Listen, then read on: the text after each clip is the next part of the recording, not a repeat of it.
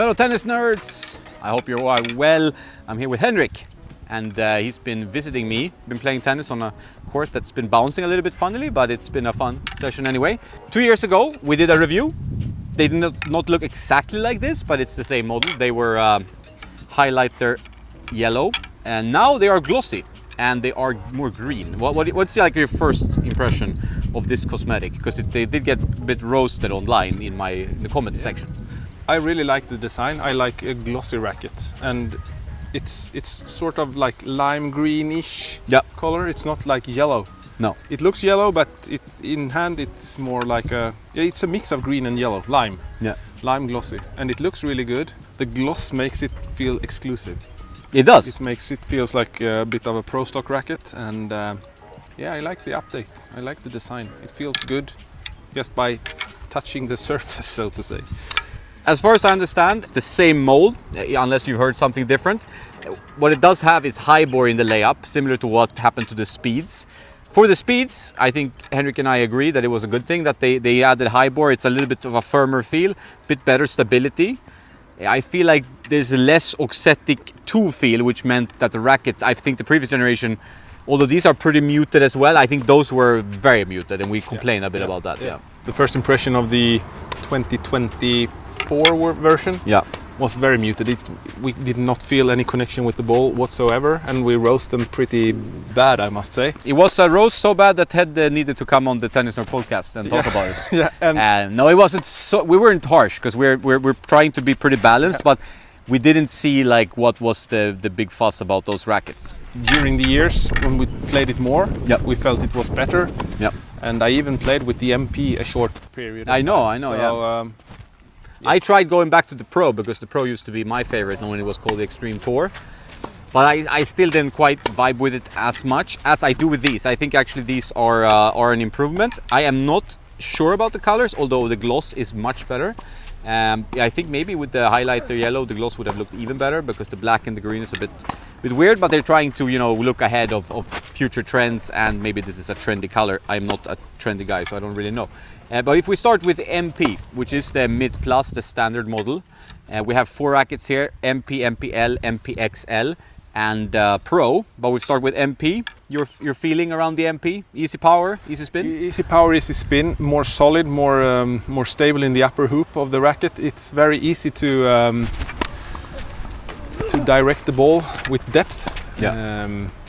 I feel it's a bit more controlled, like a tiny bit. I'm more connected with the ball with the high bore. It's a little bit stiffer, not so muted.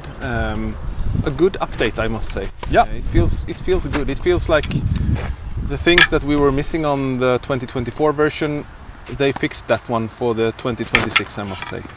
Yeah, I think the MP definitely has easy pop, which is exactly what you want. It is pretty stable, so at the net, if you play doubles, for example, it does, help you a bit on the volleys. The quite forgiving sweet spot, I would say, even more so than the Speeds in general, because it's a little bit firmer. Not harsh, really. I have not had any issues with the arm, even though I've strung it up with Lynx Tour 125, which is pretty stiff string, 50 pounds approx. Easy swing, pretty fast. It doesn't have the crazy lift of like an Air 98 or something like that. It's not like a spin monster, I would say, but it's predictable. Yeah. And the launch is I like the launch. I think it's pretty balanced. Sometimes with the arrows, the launch can be a bit crazy, even with the V-Core. But this one, I feel like it's pretty neutral launch. A little bit higher than Speed, but nothing crazy. No, it doesn't have any hot spots either. No. So it's very predictable in the string pattern, and you can play with pretty low tension. I had it mine strung at 22 kilos. Yeah. But I think maybe not 22 pounds, but I can string it maybe 18, 19 and play with confidence with it. Yep. So good update. I really like it. I usually say about the head updates, they are safe bets usually, or sometimes they're a little bit of a letdown, sometimes they're a bit more of a up. I said about the Square that I really liked. I thought that was a great model. I think you liked it as well, although it's not for us maybe to play in a match. But the Extremes, I feel like they are definitely a positive upgrade. Then we go to the Pro, before we go to the lighter and the longer. The Pro is the 98 squared, 1619, more demanding, usually one of those rackets that for the one-handed backhand feels the best.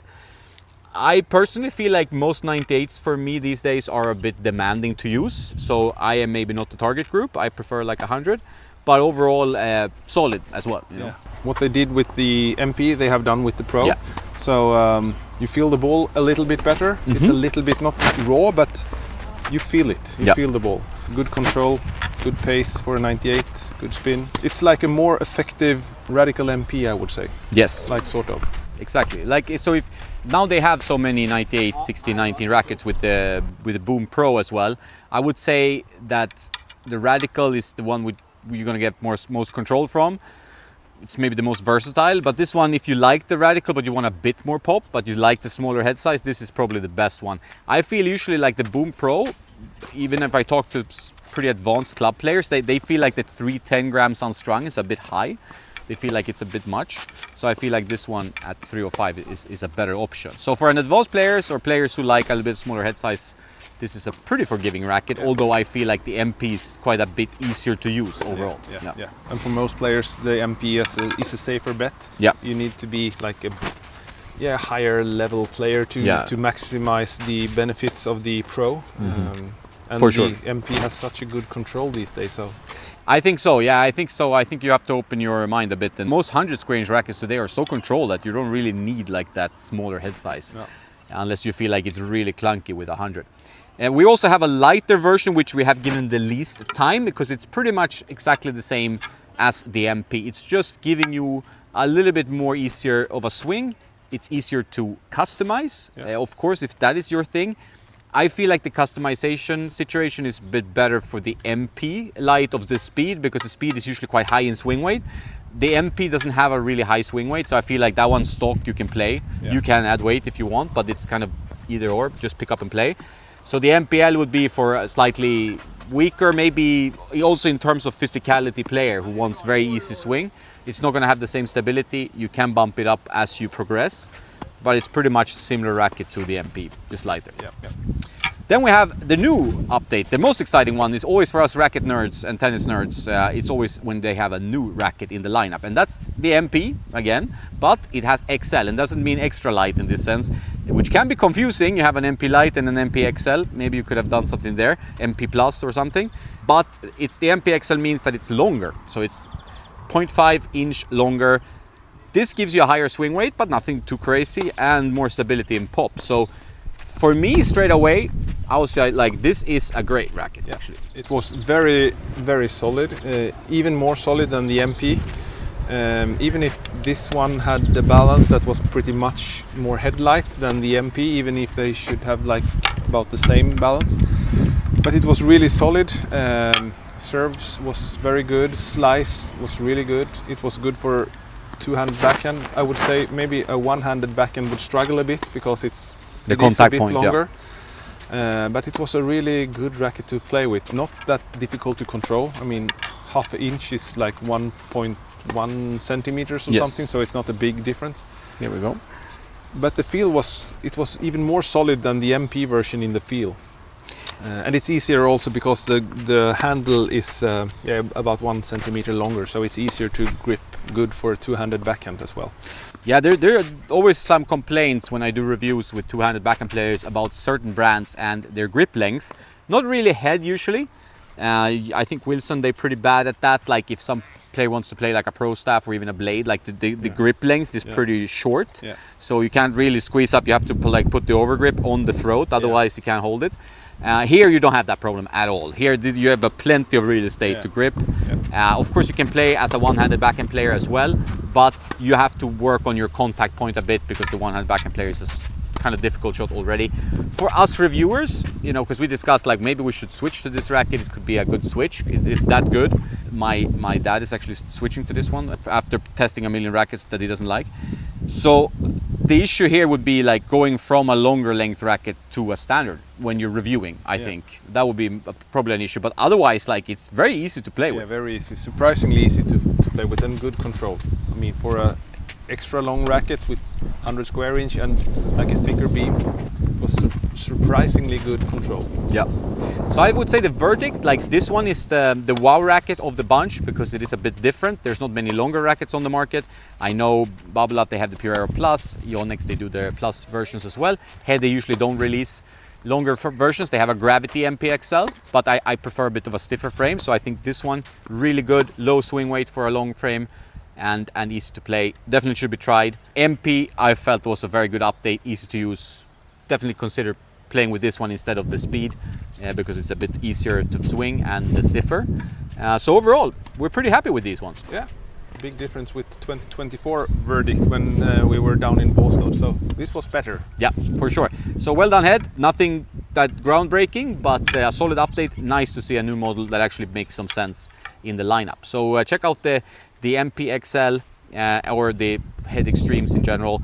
If we should compare them a bit to the new P rackets from Wilson and the Pure Aeros, which are the main competitors, what would you say about the P rackets? You've been playing with them for a bit now. I have. They're good. Not that solid.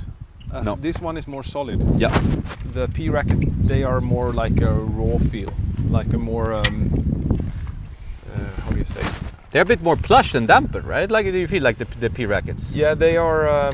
They feel in some way raw, but they are also very plush. Yeah, it's a strange sensation. Strange sensation. Not bad though. No, but like a mix of, how could I say, like a mix of the Ultra and the RF01. Yes, Something I think like that is maybe where they wanted to go. Yeah. Like it feels like the RF and the Ultra kind of met Yeah. and had a baby, and it's the new P rackets, which names are a bit like unknown at the moment, so we can't really talk about that. But they're solid rackets. They won't be everyone's cup of tea. I feel like these are a little bit more stable. Yeah, they are more for everyone, so to say. Easier to just pick up and play. Design will be an issue looking at the comments on YouTube so far, but for me it's all about playability, and I don't think they look bad in person.